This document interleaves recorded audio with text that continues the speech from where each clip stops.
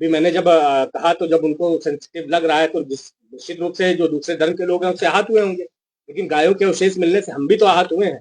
सिर्फ वो लोग जो हमारी बातों से आहत हुए हैं उनकी ही इज्जत की जाएगी, जो हमारी भावनाएं अगर आहत हो रही हैं उसका क्या है? उसको लेकर के तो हम अपना प्रदर्शन कर रहे थे, और सबको अपनी धार्मिक आजादी का अधिकार होता है। विपक्ष भी आपके वीडियो को लोग दिखा रहे हैं। विपक्ष का तो शुरू से एजेंडा रहा है तुष्टीकरण का। उनके लिए तो लगता है कि उनको इस देश के जो 20% लोग हैं वही उनके मतदाता हैं, बस उनको संतुष्ट करने में ही 75 साल निकाल दिए। गांव के गरीब किसान बेरोजगार की कभी कोई चिंता की क्या उन्होंने? कभी उन्होंने चिंता की कि अयोध्या की भूमि में जहाँ भगवान राम का जन्म हुआ था, इतिहास में ऐसा दर्ज है, वहां पर भगवान राम का भव्य मंदिर होना चाहिए था।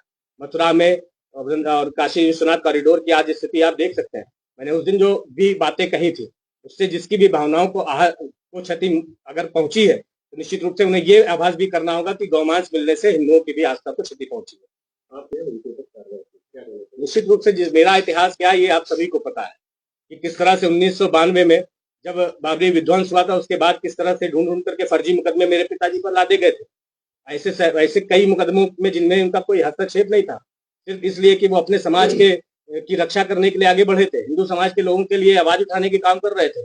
शहर के कई लोगों के थ्रू उन्होंने हिंदुओं को समय पर भोजन और राशन की उपलब्धि कराई। उनको ठंड का वो समय था जब उनको कंबल और रहने के लिए अपनी छत दी, और भी कई लोगों से मदद दिलवाई।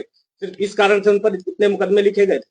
इतने मुकदमे लिखने के बाद जब किसी को अपराधी आप बना दोगे तो उसका इतिहास तो खराब हो ही गया, और उस इतिहास के साथ जो कि मेरे पिताजी हैं तो फिर मेरा भी इतिहास खराब हो गया। और रही मेरे स्वयं की बात तो जाकर के जो जिन विधायक ने कहा है वो खुद के और मेरे मुकदमे चेक करा ले तो मुझे पूरा विश्वास है कि उनके मुकदमे मुझसे ज्यादा ही होंगे। निश्चित रूप से उस समय जो हम लोगों का गुस्सा था बिल्कुल जायज था, और उन्हें जिस तरह से दूसरे धर्म के लोगों को गुस्सा आता है उनकी धार्मिक भावनाएं आहत होने पर, हमें भी हमारी धार्मिक भावनाएं आहत होने पर गुस्सा आता है।